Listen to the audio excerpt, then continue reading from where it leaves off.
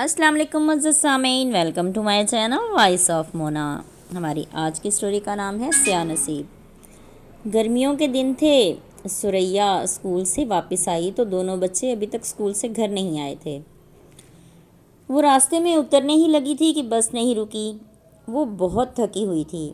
اکثر وہ دونوں بہن بھائی خود ہی آ جاتے تھے، یہی سوچ کر وہ نہیں اتری تھی۔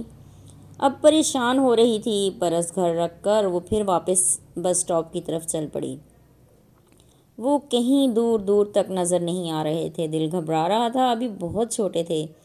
اپنی غلطی کا شدت سے احساس ہونے لگا۔ وہ خود کو کوس رہی تھی۔ اسٹاپ پر پہنچی تو دور تک کچھ نظر نہیں آیا۔ دوسری طرف پودوں کی نرسری تھی۔ اچانک وہ نظر آ گئے۔ بھاگ کر سڑک کراس کی، شہزاد کو گود میں اٹھا لیا اور مونا کی انگلی پکڑ لی۔ کیوں دیر کی تم دونوں نے؟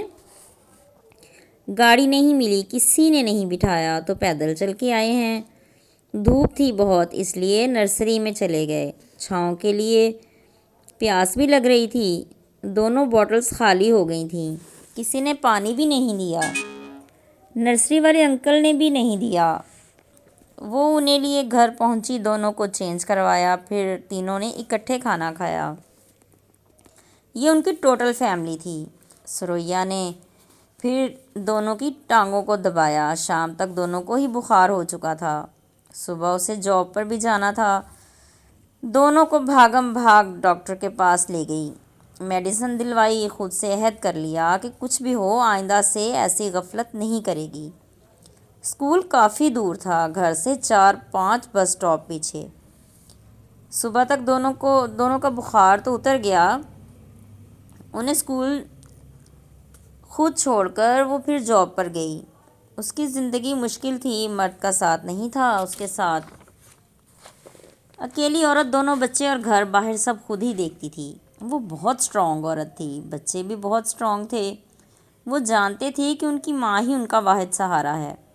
لوگ شادی کے لیے بولتے مگر وہ انکار کر دیتی۔ 2 مرتبہ تجربہ کر چکی تھی۔ وہ گورنمنٹ اسکول میں ٹیچر تھی۔ بھائی باہر کے ملک میں تھے، وہ مدد کرتے تھے۔ گھر اپنا تھا، کچھ پیسے ماں نے دیے تھے، پھر ان کا بھی انتقال ہو گیا۔ اب وہ اکیلی دونوں بچے پال رہی تھی۔ بھائی باہر تھے، رات کا وقت تھا، لائٹ بند ہو گئی۔ پنکھا بند ہوا تو تینوں جاگ گئے۔ ثریا نے چھت پر جا کر دیکھا، سب کی لائٹ تھی، صرف اسی کی بند تھی۔ رات کے 2 بج رہے تھے۔ اس کی میٹر پر نظر پڑی، مین تار ہی نہیں تھی۔ جلدی سے کھمبے کی طرف گئی جو کہ پیچھے تھا۔ اس کی تار کوئی اکٹھی کر رہا تھا۔ وہ اسے بہت اچھے سے جانتی تھی۔ دل سے بددعا ہی نکل گئی کہ یہ تار ہی رہ جائے گی، کچھ بھی نہیں بچے گا۔ گھر روتے ہوئے واپس آئی، صبح سامنے والوں کو بتایا۔ اس نے بھی بول دیا کہ فلاں کا کام ہے۔ خیر اس نے پیسے دیے اور سامنے والے کو تار لا کر لگانے کا بول دیا۔ اس نے کہا میں بندے اکٹھے کرتا ہوں، ہم لوگ اس سے تنگ ہیں، آئے دن یہ اچھی بات تو نہیں ہے۔ ثریا نے کہا چھوڑ دیں اسے، خدا کا خوف ہوتا تو ایسے نہیں کرتا، چھوٹے چھوٹے بچے ہیں اس کے۔ نہیں میں نہیں چھوڑوں گا۔ اچھا ٹھیک ہے، جو مرضی کریں، شام سے پہلے میری تار لگا دیں۔ اچھا ٹھیک ہے، گرمی بہت تھی، اس انسان کو یہ بھی خیال نہیں آیا۔ بچوں کو لے کر اسکول سے واپس آئی تو تار لگ چکی تھی۔ ثریا نے اپنا اسکول بنانے کا سوچا، پھر 1 سال کے اندر ارم شہزاد کے نام پر اپنا اسکول کھول لیا۔ سرکاری ملازم تھی، ڈبل کام نہیں کر سکتی تھی، سو اسکول بھائی کے نام رجسٹر کروا لیا۔ نیو آبادی تھی، 2 سال میں اسکول بھی چل گیا۔ سارے گھر میں اسکول تھا، ایک روم میں سارا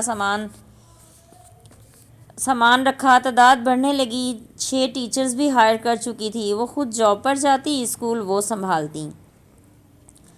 دوسرا رزلٹ تھا، جس نے تار چوری کی تھی 3 سال پہلے اس کے بچے بھی پڑھتے تھے۔ رزلٹ اناؤنس کرتے ہوئے ثریا نے اسے اسٹیج پر بلا لیا اور سب کے سامنے بتایا کہ یہ میرے بھائی جن کے بچوں کو میں تعلیم کے زیور سے آراستہ کر رہی ہوں، 3 سال پہلے انہوں نے میری گرمیوں کے دنوں میں تار چوری کر کے سیل کر دی۔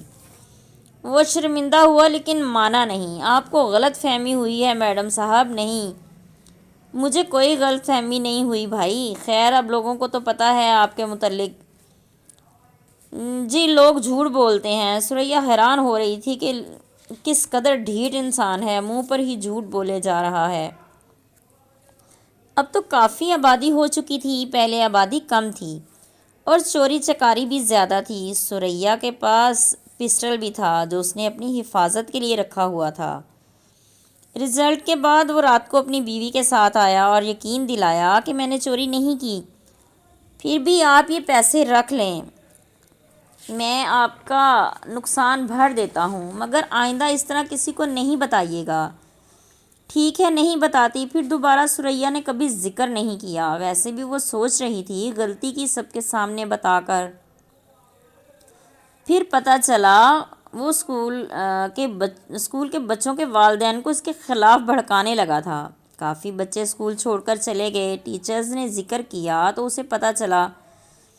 ثریا نے محلے کے لوگوں کو اکٹھا کر کے اسے بلایا اور بولا کہ یہ کیا طریقہ ہے۔ کچھ لوگ وہ بھی تھے جن کو وہ بھڑکاتا تھا، انہوں نے منہ پر ہی بول دیا، میں نے غلطی کی، تمہیں اس وقت پولیس کو پکڑواتی تو تم صحیح ہو جاتے، محکمے کی طرف سے بھی کیس بنتا، چلتی لائن میں سے تم نے تار چوری کی تھی، کل سے اپنے بچوں کو اسکول نہیں بھیجنا، لوگوں کو منع کرتے ہو۔ وہ معافیا مانگ رہا تھا۔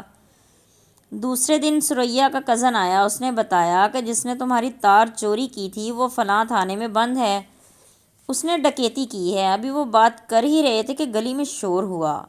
وہ باہر نکلے تو پولیس ہی پولیس تھی جو اس کی پوری فیملی کو اٹھا کر لے گئی۔ محلے والوں کے ساتھ سلوک صحیح نہیں تھا، اس لیے کوئی بھی آگے نہیں ہوا۔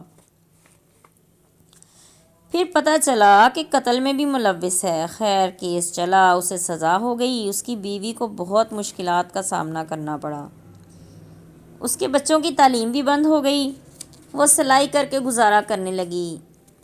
برے کام کا برا ہی انجام ہوتا ہے، آخرکار انسان کسی نہ کسی مصیبت میں پھنس ہی جاتا ہے۔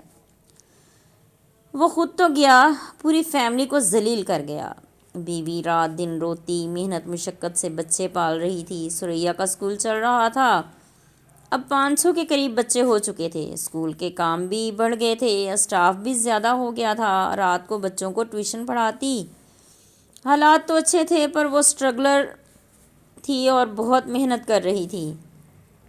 دونوں بچے ابھی اتنے سمجھدار نہیں تھے کہ اسکول سنبھال سکتے، ہر کوئی بے ایمانی کر جاتا، مگر وہ صبر سے چل رہی تھی اور انتظار کر رہی تھی کہ بچے بڑے ہوں تو اس کا ساتھ دینے والے بنیں، اس کی ذمہ داریوں میں ہاتھ بٹائیں، لیکن ابھی بہت وقت چاہیے تھا۔ پھر بھائی باہر سے آ گیا، اس نے اسکول سے 1 ہفتے کی چھٹی لے لی، وہ ایک عرصے کے بعد وطن واپس آ رہا تھا۔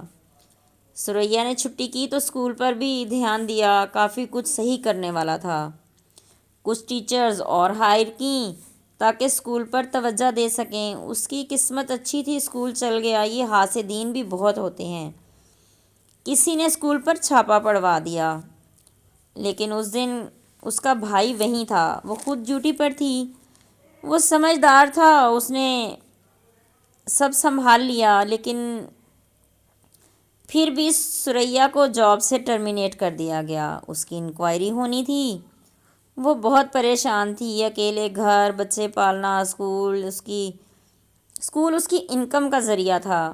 پھر 6 مہینے انکوائری چلی اور وہ دوبارہ بحال ہو گئی۔ سرکاری نوکری تھی اور وہ نہیں چاہتی تھی کہ ہاتھ سے نکلے، اسے سہارا بھی تو نہیں تھا کسی کا، سب اپنا اپنا کر رہے تھے۔ بھائی بھی دوسری شادی کر کے اچانک آیا، بیوی کو ساتھ لے آیا، وہ ہکا بکا رہ گئی، تم نے پوچھنے کی بھی ضرورت محسوس نہیں کی اور شامل بھی نہیں کیا۔ وہ تصویریں دکھا رہا تھا، ثریا کو بہت دکھ ہوا، میں بہن ہوں تمہاری۔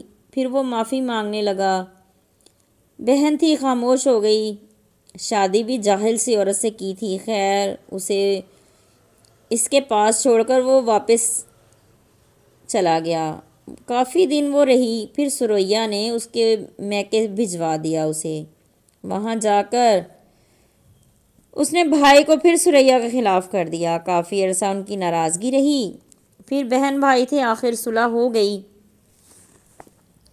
ثریا کو کسی کا سہارا نہیں تھا، بچے ہی اس کی کل کائنات تھے، بہت کچھ ہو چکا تھا اور باقی آنے والی زندگی میں بھی بہت کچھ دیکھنا باقی تھا۔ لیکن اسے اللہ کا سہارا تھا جو ہر مشکل میں اس کے ساتھ تھا۔ جیتے رہیے، خوش رہیے، ملتے ہیں اگلی کہانی کے ساتھ۔